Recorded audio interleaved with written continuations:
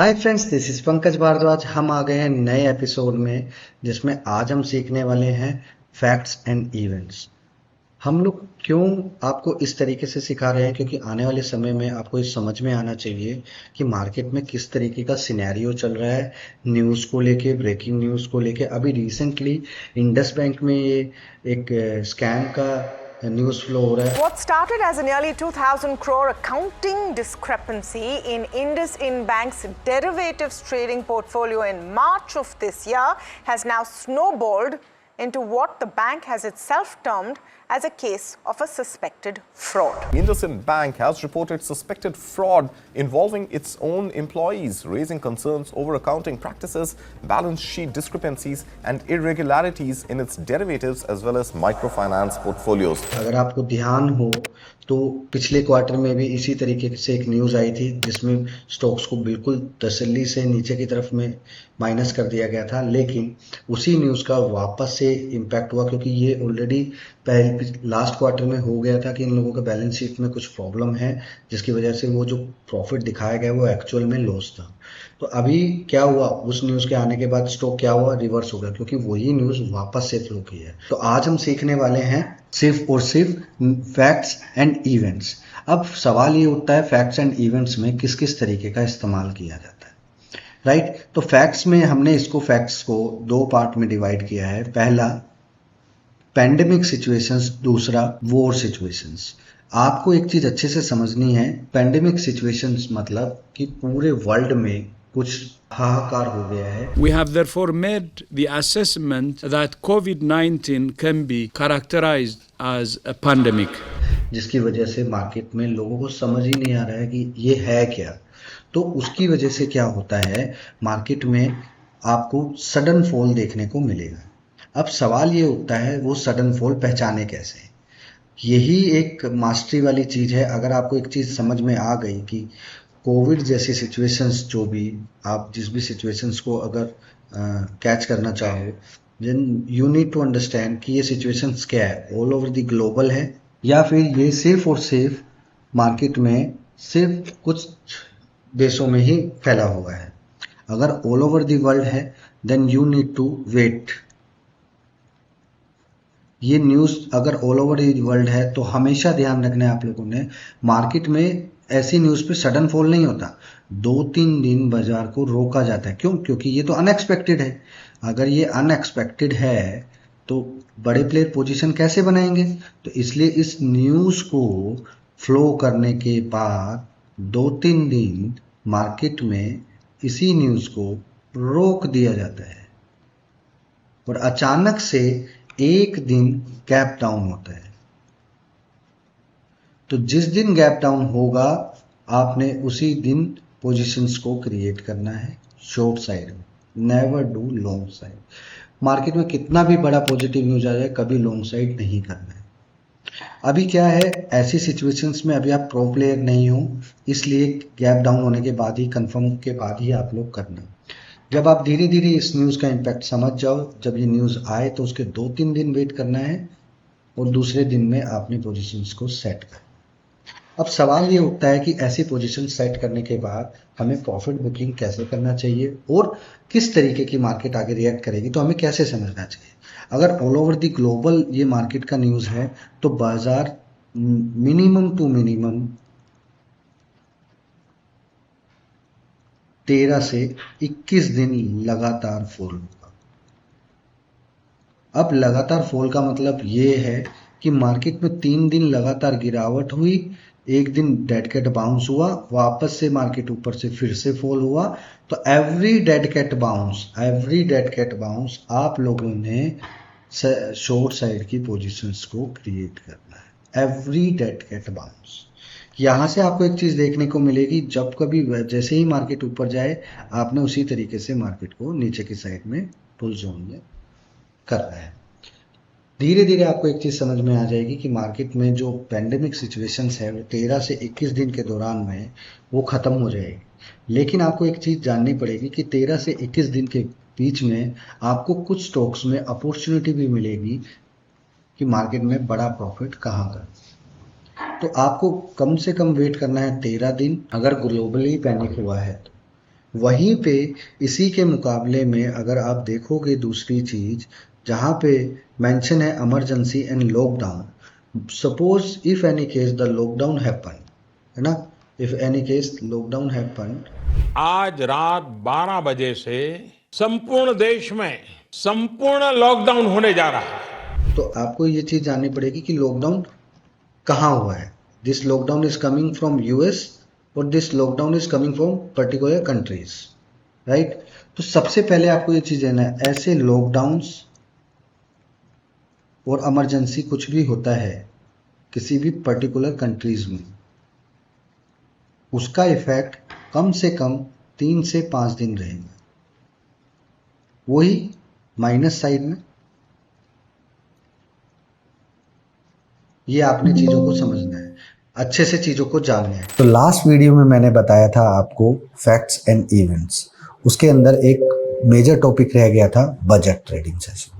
तो budget trading session पे किस तरीके से ट्रेड किया जाता है और कैसे किया जाता है, आखिर बजट की पूरी एनालाइजिंग कैसे की जाती है, इस वीडियो को ध्यान से देखिए। सबसे पहले हमें समझना है बजट डे पे स्ट्रैटेजी किस टाइप की हमें एप्लीकेबल करनी चाहिए, राइट। अब बजट के दिन इम्पोर्टेंस कहाँ है वो आपको समझनी है। पहला, बजट डे में हाई वोलेटाइल सेशन होता है, इसलिए आपको ट्रेडिंग की अपॉर्चुनिटी मिलती है हायर। लेकिन कुछ लोग आप लोगों को डरा देते हैं just because of fear out mind, कि उनका माइंड के अंदर इतना फियर है कि वो कभी निकलता ही नहीं है, और वो लोग बोलेंगे आज का दिन अवॉइड करो, ठीक है, मान लिया। आखिर वो लोग ऐसा बोलते क्यों हैं? क्योंकि उन्हें पता है गवर्नमेंट पॉलिसीज चेंज होने से मार्केट सडन रिएक्ट करेगी, इस वजह से वो लोग इस चीज़ का भली भांति समझ नहीं पाते। Between January of 2023 and March of 2025, global trading giant Jane Street Group allegedly exploited India's derivatives market with high-frequency strategy that SEBI now is calling manipulative and unlawful. तो यहाँ पे क्या है, स्ट्रैटेजी, हम लोगों का जो प्रोफेशनलिज्म है वो ये बोलता है अगर किसी वजह से गवर्नमेंट पॉलिसीज चेंज होती हैं तो आप उनका सही तरीके से इस्तेमाल कर सकें। तो इस बजट वाले वीडियो में मैं आपको इन्हीं सब चीज़ों के टेक्निक के बारे में बताऊंगा। तो यहाँ पे बिहेवियर समझना है कि मार्केट में बजट आने से पहले किस तरीके का बिहेवियर होता है। सबसे पहले आपने समझना है कि बजट आ रहा है तो मार्केट टॉप पर है या बॉटम पर है। देखो, this is called the experience only. अगर तो मार्केट टॉप पर है तो आपने क्या करना है, आपने चेक करना है बजट आने से 5 से 7 दिन पहले बाजार वन साइड मूव हुआ है क्या। अगर बाजार वन साइड मूव हो गया, समझो मेरी बात को, अगर मार्केट टॉप पर है तो मार्केट बजट पे आने से पहले मार्केट डाउन साइड में इस तरीके से डाउनफॉल करेगी। अगर तो मार्केट बॉटम साइड पे है तो वो इस तरीके से करेगी। अगर टॉप पर है तो यहाँ से रिकवरी तो होगी बजट वाले सेशन में, लेकिन उसके बाद वापस से बाजार नीचे की साइड में आ जाता है। उसी तरीके से बजट आने से पहले अगर बॉटम पे है तो बाजार चल तो जाएगा, उसके बाद वापस से और तेज हो जाएगा। तो ये सिनेरियो आपको समझना है कि बजट आने से पहले 5 से 8 दिन एक ही तरीके का डाउनफॉल आपको देखने को मिलेगा। This is called the pre budget rally. कुछ लोग उसको प्री बजट रैली भी बोलते हैं। आप जाकर चेक करना, बहुत सारे सालों में सिर्फ यही तरीका अपनाया जा रहा है, लेकिन लोगों को समझ में नहीं आ रहा है। तो ये चीज़ मैंने आज आपको क्लैरिटी से समझा दी है कि इस सही तरीके का इस्तेमाल कैसे करना है। तो यहाँ पे मेन चीज़ क्या है, अब हमें ये समझना है बाय क्या करें, सेल क्या करें, understand the level, psychology, market language. तो इसको चीज़ों को हमें तरीके से समझना पड़ेगा। तो सबसे पहले हमें बजट वाले दिन ना एक सेलिंग स्ट्रेटजीज़ का इस्तेमाल करना है, क्योंकि 90% केसेस में बजट वाले दिन सेलिंग साइड की तरफ ज़्यादा पैसा बनता है, बट उसको बेचना कब है ये समझना है आपने, ठीक है।